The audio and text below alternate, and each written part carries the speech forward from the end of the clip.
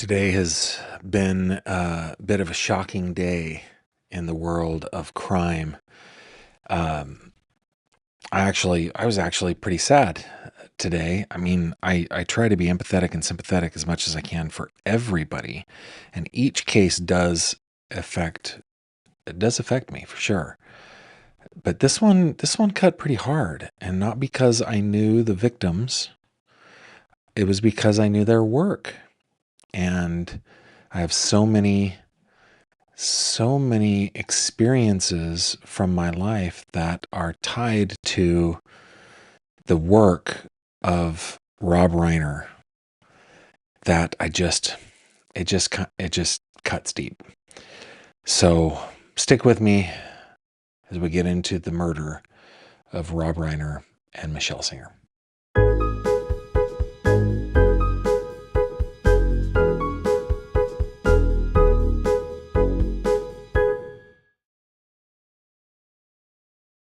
This video contains mature themes and discussions intended only for adult audiences. Viewer discretion is advised. Hello there, my friend. Welcome back for the second live stream of the day here on my channel. My name is Gavin Fish. Thank you for coming here to converse and talk about and discuss and dig into the latest developments in this case, the murder of 78-year-old Rob Reiner and 68-year-old Michele Singer, the couple who met.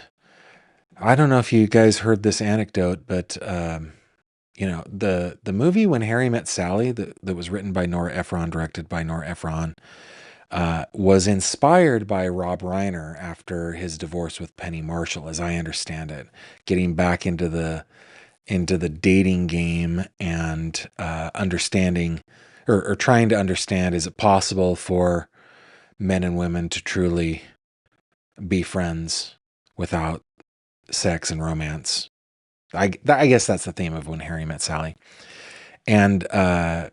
Reiner met Ms. Singer while working on that movie and completely changed the ending because he became less cynical when he found love again. It's a sweet story, and that sweetness makes it all the more bitter today, now that we know that the Singer Reiners, have been murdered in their Brentwood home.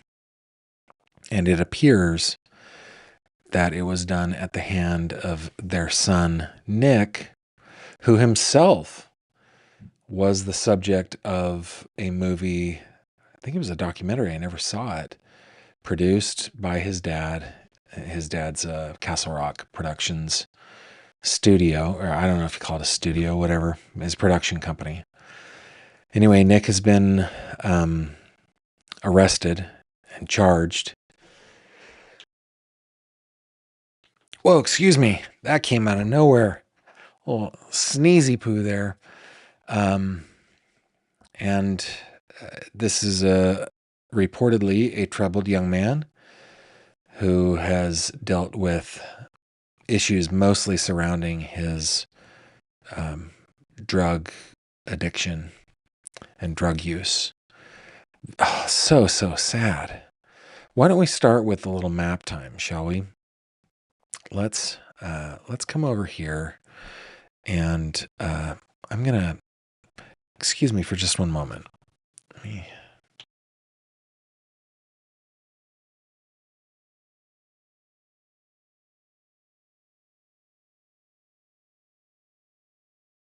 Sorry about that, guys. Had another tickle in my nose I needed to get rid of. But this is Brentwood. Brentwood is a rather ritzy, rather swanky area of Los Angeles to the west of downtown LA. As we kind of scroll out, Los Angeles is over here on the right. Brentwood tucks up against, I think that we would call that the Hollywood Hills, I guess, right? Yeah. I don't know what that entire mountain range is actually called, but tucked up against the Hollywood Hills, I'm going to go with that. Okay. It's a rather rather swanky area, Brentwood, and this home. I looked it up on Zillow. This is their home on South Chadbourne Avenue. Was owned by Norman Lear. Mr. Reiner bought it from Norman Lear. Norman Lear, of course, the television legend that created All in the Family and so many others. So many others. It's about a 10,000 square foot house. It has staff housing. It's on about a 6/10 of an acre lot. It's about a $13 million place. So not a slouch of a house at all, but this is our scene. This is the scene of our crime. And maybe if we look at it just like this, you can kind of see how things are laid out there. We understand that the house across the street also belonged to the Reiners as well. But yeah, so kind of Brentwood's kind of next to Beverly Hills, and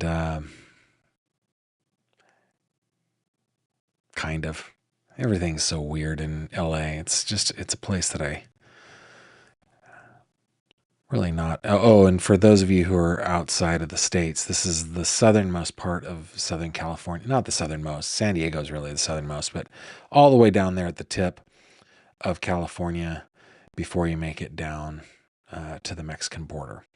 So that is where we are. That is our little map timey poo. I could not find any photos of the house where you could see the house. Don't know that it really matters. Okay. Let's start off with a little bit of reading, and then we're going to go into some video.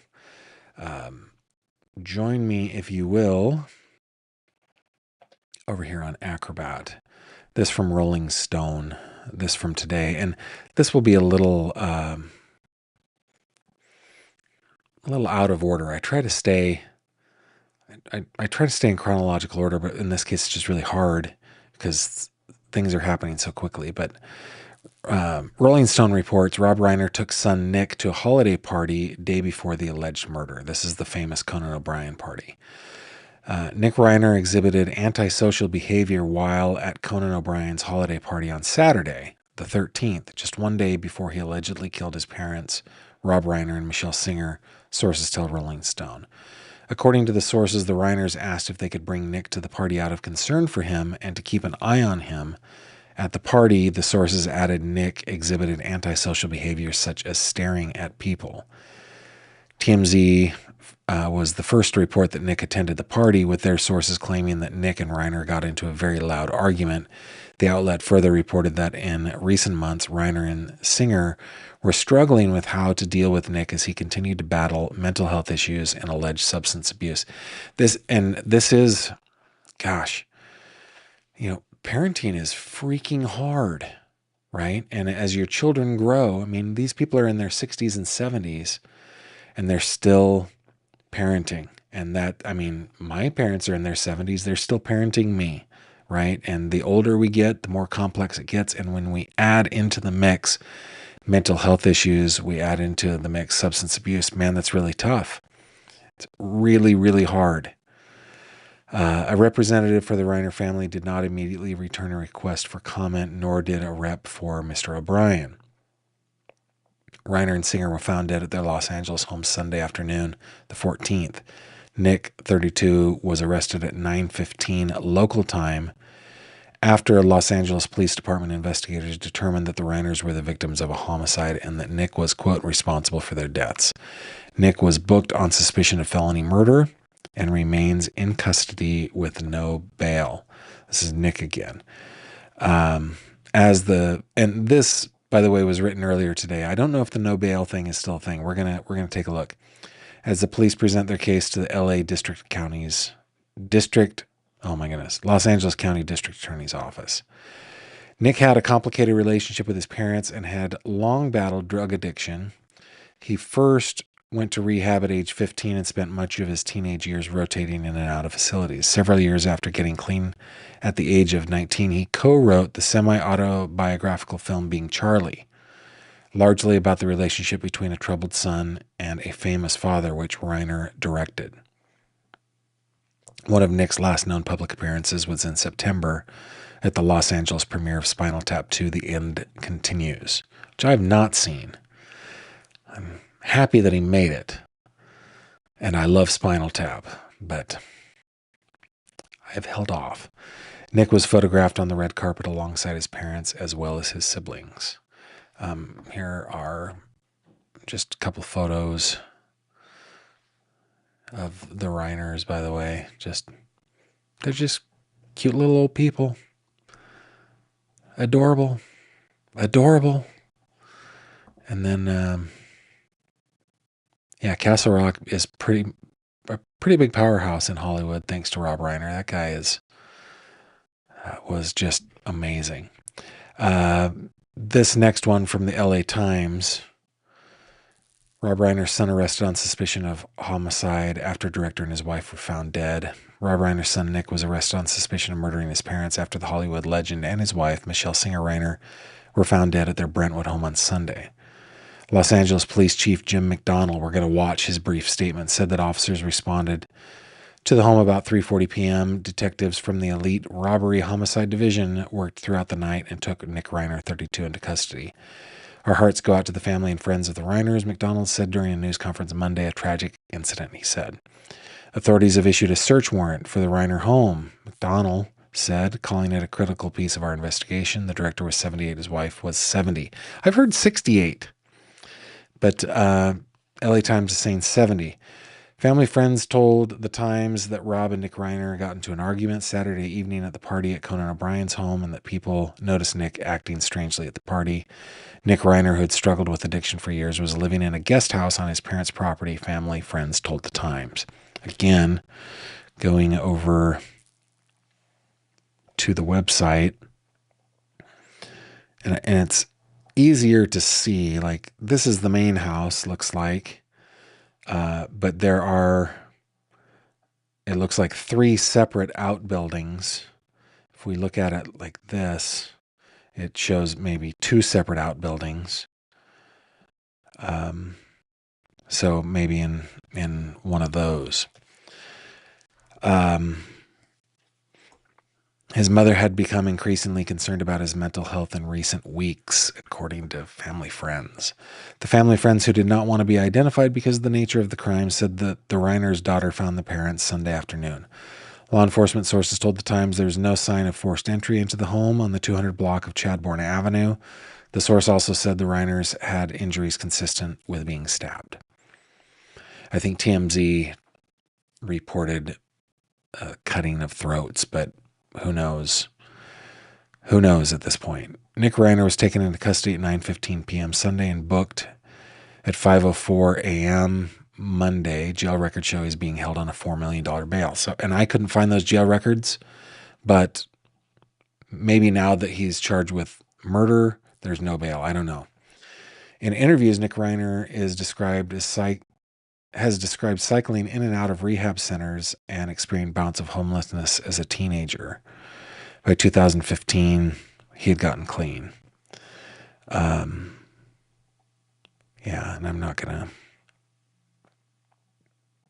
go through all of the stuff that Rob Reiner and Nick Reiner did, because we all know it. And we can talk about it a little bit. Put your comments in the live chat. GF. Put GF in your comments.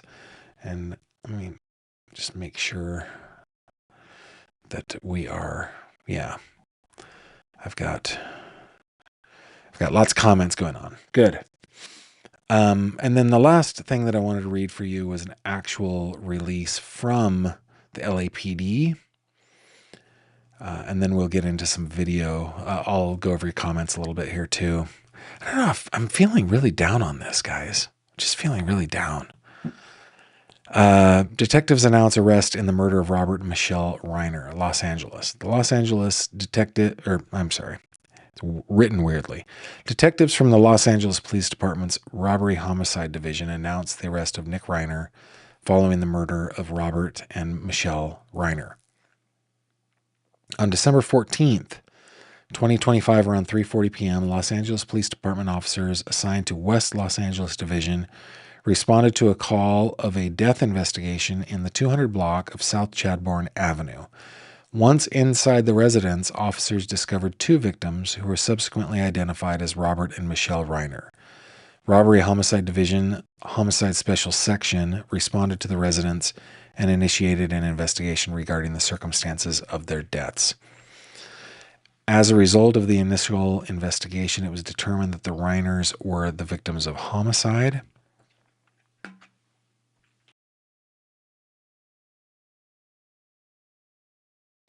The investigation further revealed that Nick Reiner, the 32-year-old son of Robert and Michele Reiner, was responsible for their deaths. Nick Reiner was located and arrested at approximately 9:15 p.m. I understand he was on the campus or near the campus of the University of Southern California. He was booked for murder and remains in custody with no bail, according to the LAPD, under booking number 714-4668. On Tuesday, December 16th, the case will be presented to the LA County District Attorney's Office for filing consideration. Anyone with information about this investigation can contact 1-877-LAPD 24/7. That's 877-527-3247. Anyone wishing to remain anonymous should call the LA Regional Crime Stoppers at 800-222-TIPS or go directly to lacrimestoppers.org. Lastly, tipsters may also download the P3 Tips mobile app and select the LA Regional Crime Stoppers as their local program. All right, let's see what you guys are talking about before we go into our video here. Just a couple things. Susie Payne is joining us from Devon, UK. So glad you're here. I always ask where you're from. I just got into this in kind of like down mode, melancholy mode, and I forgot to ask you. So thank you for saying that, Susie. You know what's happening. You know what's up. Julie Martino, hey, Gavin and Fishies, this is so very sad. Yeah, it really is. Content Angel says, thanks for doing 2 hours tonight. Well, I'm happy to do it, though I'm not really happy about the circumstances under which we are doing. Oh, Just Ducky, that's pretty funny. Hey, everyone, missed you over those 8 minutes between our last video and this one. That's funny.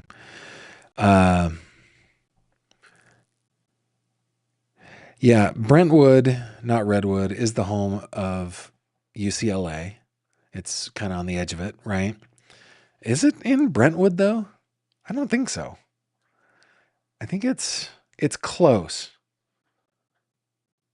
Man, it's been so long. Maybe you're probably right. Yeah, Pam Tucker, so many heartbroken. I grew up watching All in the Family and still love reruns. Yeah, that's pretty tough. Parenting is a forever job. This is so heartbreaking.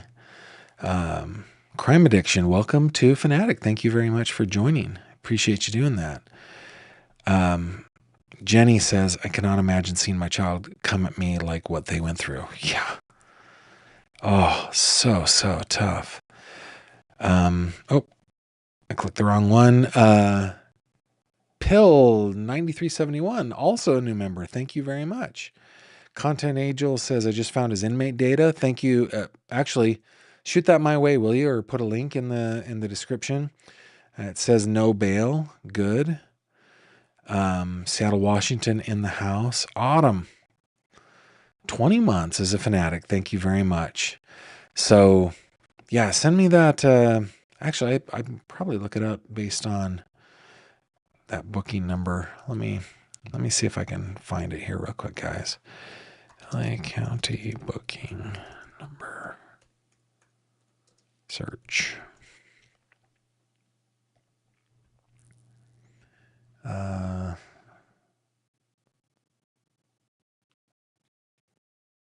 Let's see.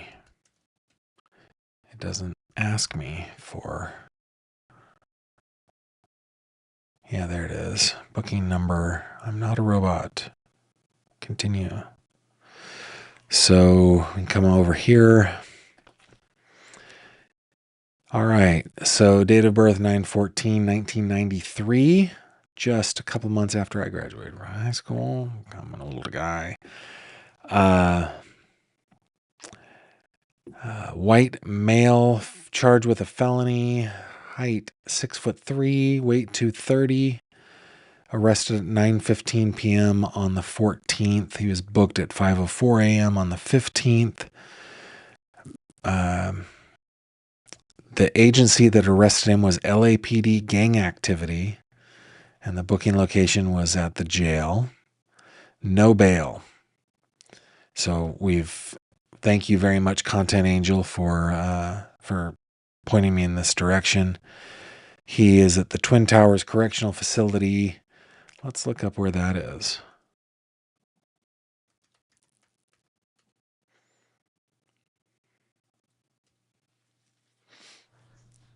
All right, and then, so that's like downtown LA.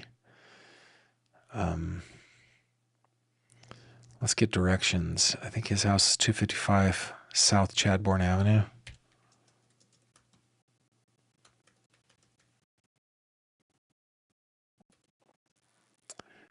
Yeah, so due west. To go, what is that? How far is it? It's 18 miles. It'll take you an hour and a half to do it. So, yeah, thank you very much for that. Let's bring up our victims' faces again here. See if anything else. Yeah, Anunya Mouse says, all in the family represented an honest breakthrough show about changes in society, and Rob Reiner really added the warmth to it that was unique. Yeah, and Norman Lear, I mean, when you think about Norman Lear shows, of course, The Jeffersons was a spinoff. The ones that I grew up would be like Facts of Life, Different Strokes. I mean, Norman Lear, he was all about social change, right? And I think Rob Reiner fit into that very, very well. Joanne Marie, why the gang unit? I think it was probably because of where he was. My understanding is he was near the USC campus. Now, yeah, doesn't matter. I think that's why. So yeah, let's the kind of torn about watching this. This is about 10 minutes long. Because we don't get very much information, but we might be able to glean something. So let's go ahead and just.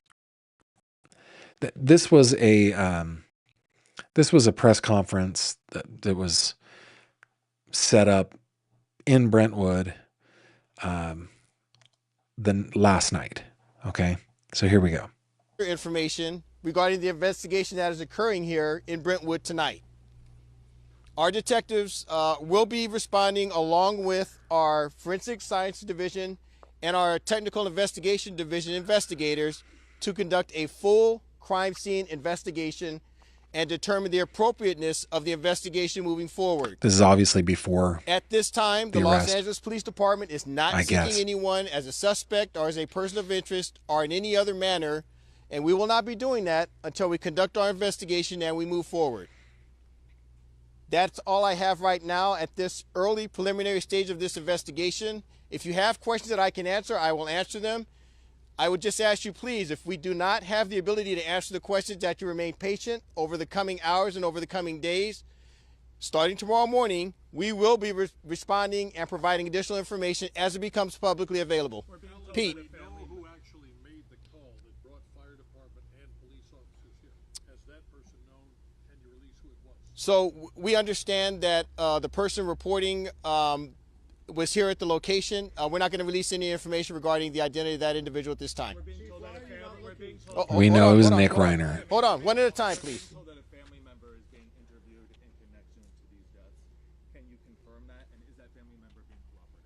There are going to be many family members interviewed. I'm not going to confirm whether someone's being interviewed at this time or not.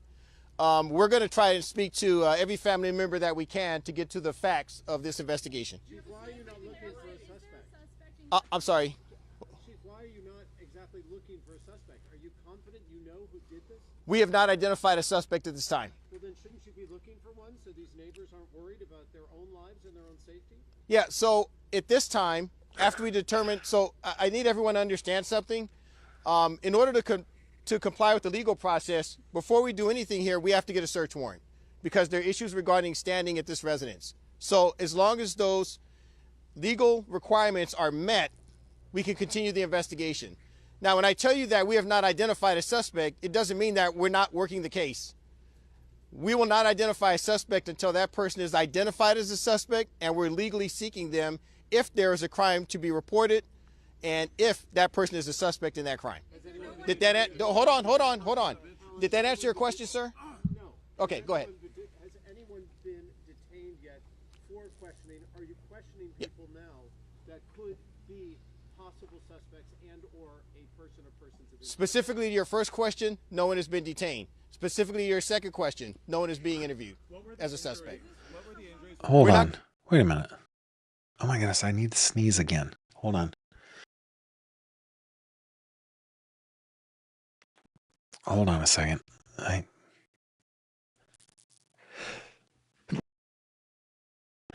Please excuse me. They booked him at 9:15.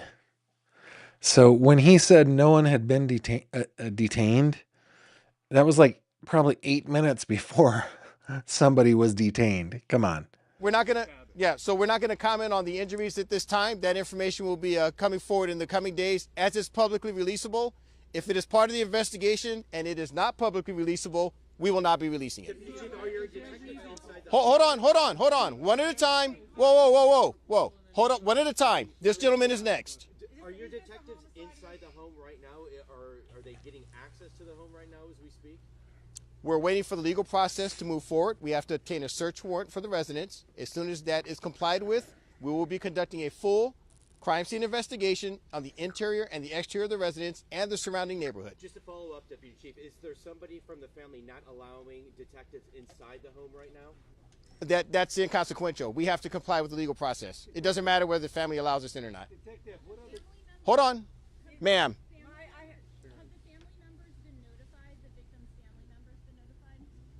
Have the family members been notified of what? That an incident occurred here? There were 2 victims. I believe the family's aware. In other words, why are you not releasing their names? That's going to be the Los Angeles County Coroner that releases the information. Chief, is this a homicide? Ma'am, go ahead. Your question first. Yes. Is this a homicide? At this time, it's a death investigation. Again, until we get inside and we make a determination, we can't call it anything. So we're going to conduct that We're going to conduct that investigation at the appropriate time. We will identify what kind of incident it is, and if it's determined to be a crime, we will seek the suspect. I actually sympathize with this guy a little bit. Like a little bit, because there are legal issues that they have to navigate, and they don't want to hurt their investigation. But with something just so, I mean, with something involving somebody just so famous, it's going to be hard for the LAPD to, I mean, people will be able to say, hey, that's Rob Reiner's house. Come on. We will bring them to justice, and we will take them into custody. One more question. The mayor has already confirmed it's the Reiners. Can you tell us any more? I can't speak for the mayor, but I can speak for the Los Angeles Police Department. The Los Angeles County Coroner will identify the decedents that are inside of the residence. And that will be, that will be the official notification and the official identification of the decedents inside of the residence. Under what circumstances were the bodies discovered? I'm not going to address that. Ma'am? More details about meeting the warrants and the family not letting you in. Can you just explain more? Sure. There's a legal process whenever you're going to conduct an investigation at a crime scene in the state of California. There are certain requirements that you have to meet in order to conduct a thorough investigation. So you don't want to start a crime scene investigation and then have someone say, I need you guys to leave the residence right now. So we're going to, hold on, you asked a question, I'm going to answer. So we have to comply with the legal process. Once the warrant is signed and delivered, we will have access to the crime scene. We will conduct a full, thorough, impartial investigation. We will conduct additional investigations in the neighborhood around this area. And then with that information, we will go forward with the investigation, whether it is a death investigation or some other type of investigation. And I do want to be clear. Hold on. I want to be clear with one thing. Wherever we can be transparent and provide information to the public, we will release it as soon as we can. One at a time. Alan, do we have any Sir? Understanding about when the decedents may have passed? No.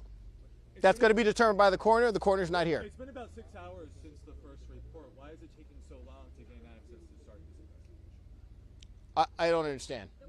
That is a dumb question. 6 hours since police were first called. Yeah. So, okay. So just to be clear, there's an initial investigation when the patrol officers arrive. When they make a determination that detectives are needed, they will back out. We will conduct a sweep of the area to make sure that it's safe. And then we will comply with the legal process, and then we move forward. I'm not giving you the exact timeline on that, but I'm telling you that it's moving forward. I agree with you, Cassie. Yes, a twofold question. One, how soon do we anticipate getting a warrant to where you're able to search the entire property, interior and exterior? Second, do we have an ETA on the coroner's arrival? And once they arrive and make an initial determination, will they be able to give you identification that you can then release? We'll be obtaining the warrant in real time very shortly if we have not obtained it already. In terms of the coroner's ETA, I cannot tell you when their estimated time of arrival is. We're already in communication with the coroner's office. But as far as the overall investigation is concerned, beyond the initial determination, we have 2 deceased inside. We really haven't done anything in the way of any kind of forensics. Yeah, Content Angel. I'm sure there were a lot of TikTokers, would be journalists, I guess, there. But they also had the major networks. They had the AP. They had a lot of people there. I mean, and you can tell there are some good questions, right? Some good reporter style questions. On the death scene itself, right? That's correct. We've only done preliminary investigation at this point. Are the bodies still there at the house, sir? No, okay, so nothing has occurred inside the house. The house is in the exact same state it was when the officers arrived, just to be clear. Chief, are we safe in Brentwood tonight? I'm sorry? Safe in Brentwood tonight, Chief. I can't hear you. Are we safe in Brentwood, the neighbors of the community? Oh, are we safe in Brentwood? I'm sorry. Yeah, so we have officers here at the scene. We have officers in the area. We're not looking for anyone in the Brentwood area at this point. We're not looking for anyone because we're still working on that part of the investigation. Hold on. Someone over here had a question. What can you say about the fact that it's been reported it was the son of the family? I don't understand. Rob Reiner's son. But reported by who? People? Okay, I don't know. People magazine or people in the.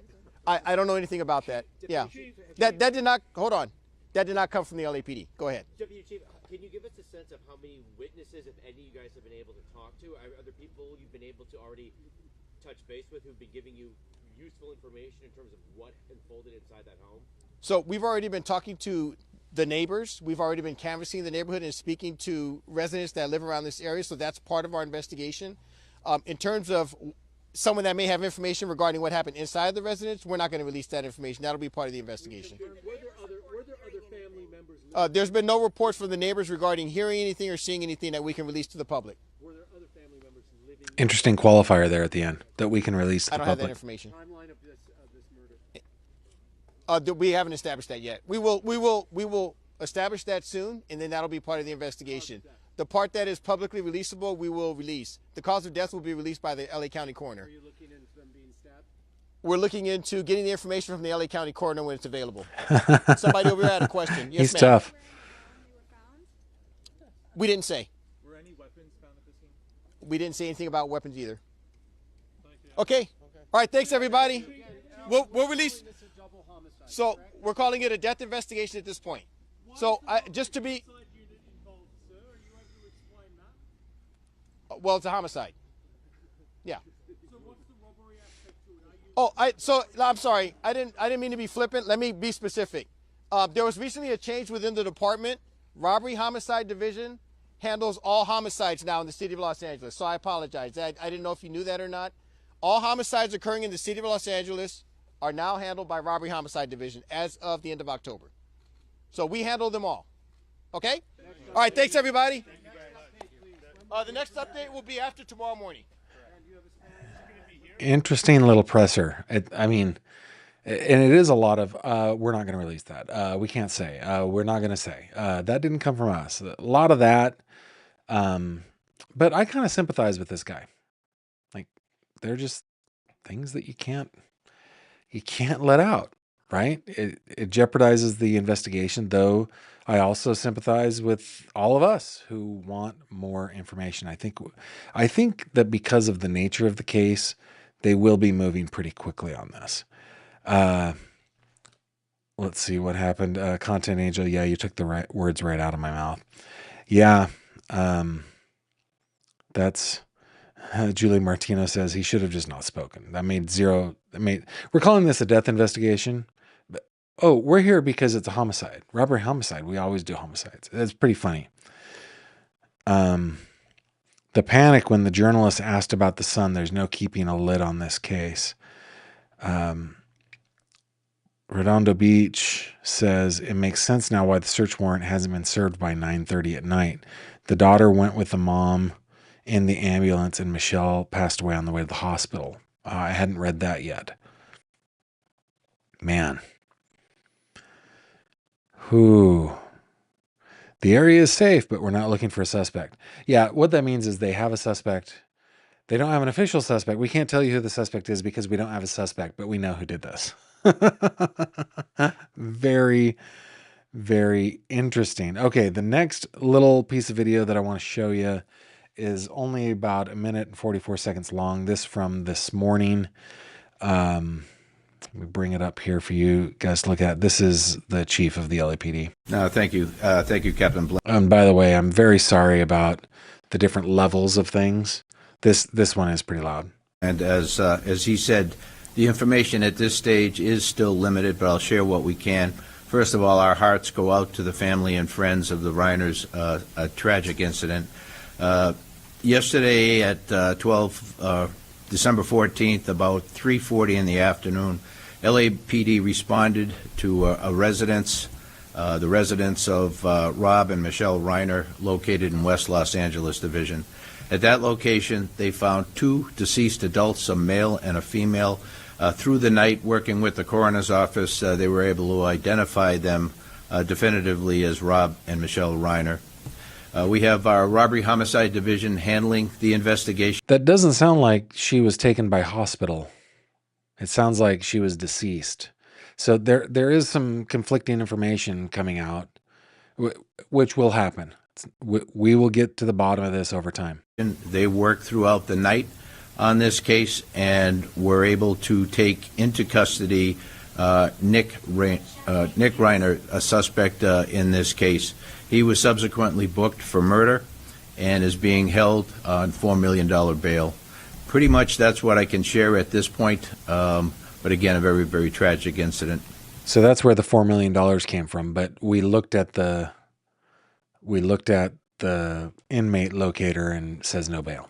Can you talk about, I know Deputy Hamilton talked about the search warrant and how important that was from the inside. Can you talk about where that played a role in this and what you guys needed in order to gain access? Yeah, we use search warrants to be able to further our investigation, as you know, on all of these cases. I wouldn't be in a position to talk specifically about what the object of the search warrant was, but it's a critical piece of our investigations to be able to ensure down the road a prosecution. Thank you all very much. That was short and sweet. Short and sweet. So, yeah, the thing about LA is that because of California law, unlike other places, we're probably not going to get very much information, including like the search warrant application. We probably won't get that. California is just a very difficult state when it comes to transparency. And so I would love to know what that search warrant said.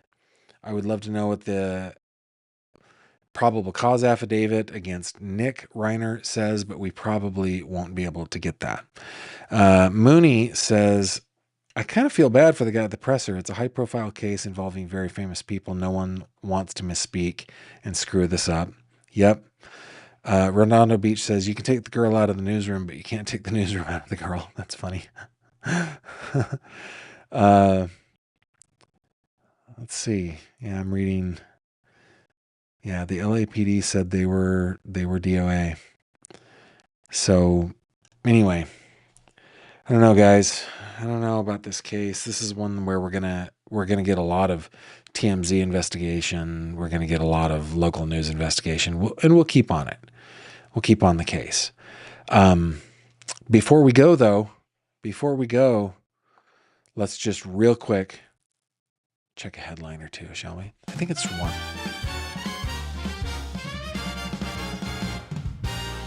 True crime headlines. Pow. Okay. In our last live stream, somebody asked me if I'd found out about the update on JonBenet Ramsey. I did find this. Search for JonBenet Ramsey killer still active. New evidence gathered. Nearly 3 decades after JonBenet Ramsey's mysterious killing, Colorado police said her cold case is still a top priority. In an annual update, the Boulder Police Department urged anyone with information to come forward about the killing of the 6-year-old child beauty queen in her childhood home in 1996. Ramsey's killing has captivated international audiences for decades. You know, it just occurred to me why I never got into the Ramsey case. I did not live in the country in 1996. I wasn't here for any of this. Anyway, in the past year, Police Chief Stephen Redfern said detectives had conducted several new interviews based on tips received and collected and tested new evidence. They did not release information about what new evidence has been gathered. Meanwhile, police have re-interviewed people and retested other pieces of evidence using evolving DNA technology. This is the house. It's never too late for people with knowledge of this terrible crime to come forward. And I urge those responsible for this murder to contact us. I don't think that's going to happen. So, yeah, that is the update on Ramsey. And because we're just going to kind of roll with it, let's move into 3 questions. It's 3 questions with Gavin Fish. Guys, while during the 8-minute hiatus between our last video and this video, 3 more questions came in. Now, in this segment, everything's on the table. You can ask me anything you want, and I promise to you that I will honestly answer it. Most people are taking the opportunity to learn a little bit about me, but you could ask anything, and I will tell you my opinion. All right. First question. Did you ever jump ramps on your bike when you were young? Okay, first off, I was born in 1975. Of course I jumped bike ramps. Duh. Yeah, no, I'm not saying duh to you, but yeah, that there just wasn't a lot to do. There just wasn't a lot to do. Video games were a thing in my childhood, but they were expensive, man. Expensive. I remember we had Pong. We later got an Atari. But we later got a Nintendo. But basically, all I did was play in the fields, ride bikes, jump bikes, and play baseball. That was my childhood up until I learned that girls were really interesting. And I was so stoked when we moved to California because we graduated from like making ramps out of like scrap pieces of plywood and 2x4, lining up neighborhood children past the ramp to see how many children we could jump, right? To living in a place that had a creek area where people would make BMX style ramps and jumps and tracks. And man, it got serious then. I went from having like just the junkiest hand-me-down to having like a nice Diamondback BMX bike. And I spent so much time on those ramps, and it destroyed us when like there was one time where one of our favorite places, because it had an old pool in the ground so we could skateboard and stuff like that in there, ride our bikes, skateboard in this old pool that I don't know, from some house that was there decades before. And there were just dirt ramps all over the place. And then somebody bought the land and developed it, and it took away the best place for us to ride our bikes. Oh my goodness. So yes, the answer is yes. Question number 2, did you ever climb trees when you were young? Oh my goodness. Yeah, I neglected to say that was the 3rd thing I did. I climbed trees. Yes. In fact, that was where my mom just always knew to look first. Where's Gavin? Go check the tree. Because we had a giant tree in our front yard. And I spent a lot of time up in that tree. Out in the creek area, see, in Northern California, we have these giant black oaks. And I mean, they are giant. Some of those in that creek area had to be 250, 300 years old. And we would climb them. And as we were climbing them, we would nail in like 2x4s so that we could easily climb them later, you know? And once you get up into that tree, you're 30 feet off the ground. Oh yeah. That was a blast. That was a blast. When I was really little and living at my grandparents' house, they had crabapple trees in their front yard. I did a lot of climbing there. And then in their backyard, they had a giant tree. I don't know what it was. It must have been a birch or something like that. I don't know what it was. But my dad, my Uncle Don, and my Uncle Phil made us a tree house by nailing like old doors up on branches. And we had like 3 or 4 of them so that we could hang out up in the tree. And Grandpa and Grandma had a big, big rope swing from another one of those exact trees that we could swing on. It was magic. It was magic. Yes, trees are the best. And the third question, when you think about the version of yourself from your early 20s, what do you wish he knew? Oh my goodness. That is a tough question. I wish that I knew that you can't ignore or run away from problems, especially those of your own making. And that it is better to face hard things. I wish I knew that. Now, I learned that by the end of my 20s. But in my early 20s, when I was 20, when I was 21, I had a real hard time with that. And there are still consequences of that I'm living with now. So those are our 3 questions. It's 3 questions with Gavin Fish. Doodle-doodle-doodle-doo, doodle-doodle-doodle-doo. Pow! All right, so if you would like to ask me any question, or any quantity of questions, you could send hundreds at a time. I'm just going to answer 3 at a time. But you can send however many questions you want. Just send with 3 questions at gavinfish.com. It's spelled out THREE, questions at gavinfish.com. Before we go, quick little reminder that you can reach out to me on my website, gavinfish.com. There's always a link down in the description down below. Join us on the Fish Tank, will you? Join us on the Fish Tank. If you're on Facebook, no pressure, no guilt. But if you feel so inclined and it's your thing, we hang out in the Fish Tank.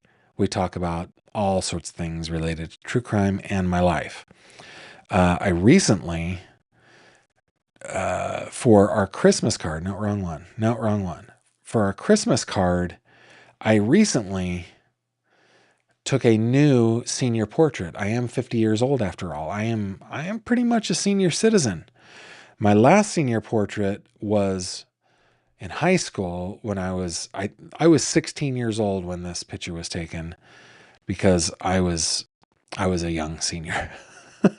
But yeah, look at the difference. So every once in a while we add little bits and pieces of my life, but for the most part, we talk about true crime, and you are always, always, always invited to the Fish Tank. Just on my website, click on the little fishy, that will take you to it.